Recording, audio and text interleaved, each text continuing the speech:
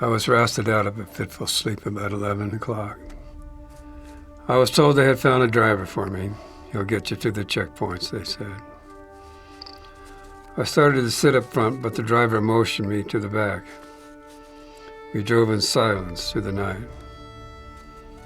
5 years I had been covering the war. Not much to learn anymore. Just horrors piled upon horrors.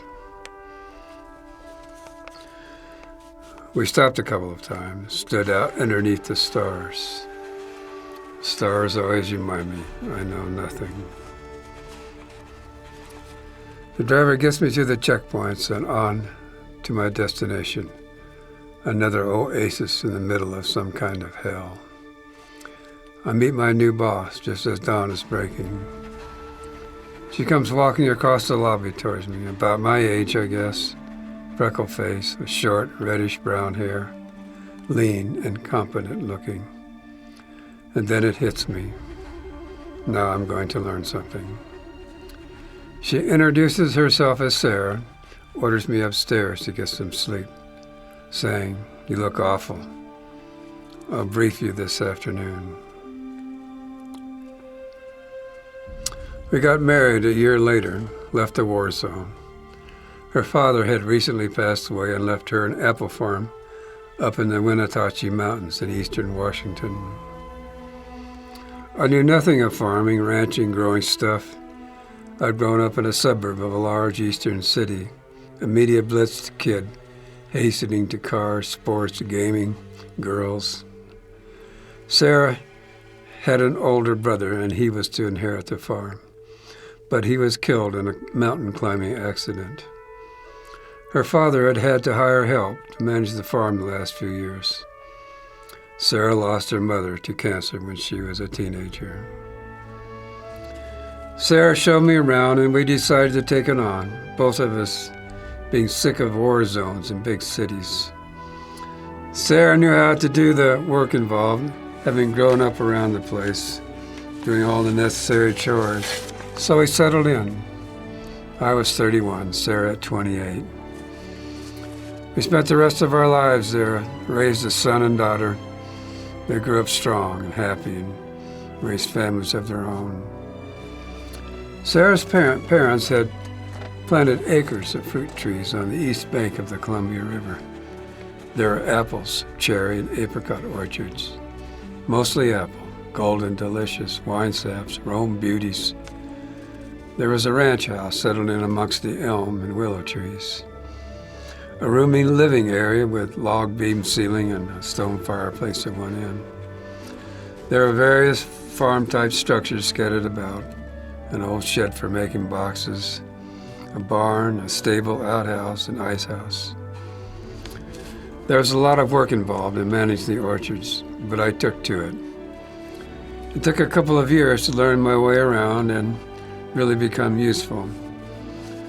I was able to free up Sarah so she could do some writing, and she wrote 2 really great books, one about the war and one about the orchards in the Winnetochee County. Sarah was infinitely patient with me. I learned how to take care of the trees, thin and prune them, and plant and cut them down when necessary.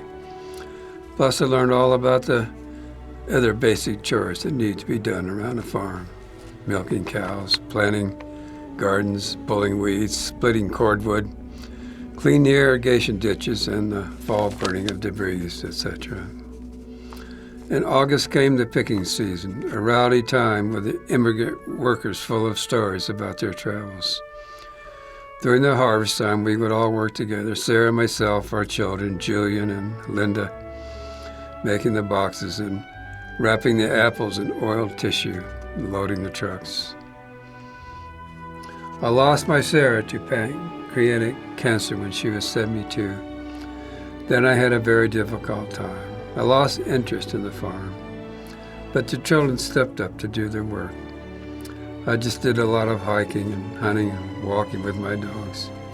The dogs are a great solace with people in grief. And someone once said to me that, grief is a gift. It'll teach you how human you are. Well, I think that's one gift I can do without. At 78, I passed from colon cancer. My children sat up a bed by the fireplace, and I had a mostly pleasant passing, visiting with Julie and Linda and their children. Memories of Sarah. I remember during the summer after a long day, we would sometimes sit out on the porch in the evening watching the sunset, have a drink, and talk about the day. We were close to the desert, an arid expanse of buttes and coolly silent and lonesome. Sometimes I would sense the heat of it and be reminded of that long night drive across the desert of Iraq years ago. I remember one time we stopped, the driver shut the engine and killed the lights. Then a strange silence enveloped us.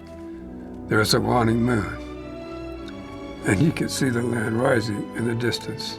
And just for a few moments, I swear I could feel the immense age of the earth, the stars and the universe, an eerie feeling. And I wondered about all the eyes that had opened and closed on that land. We drove on. I kept seeing what I thought were radio towers with blinking red lights in the distance, but we never got past them. When I was dropped off, I asked the driver about them. He said, "There's no towers out there. You better get some rest." Well, I'm resting in peace now next to Sarah. We don't talk much, just a lot of resting. I feel blessed that I had 40-some years with Sarah, and we shared the great gifts of God's creation.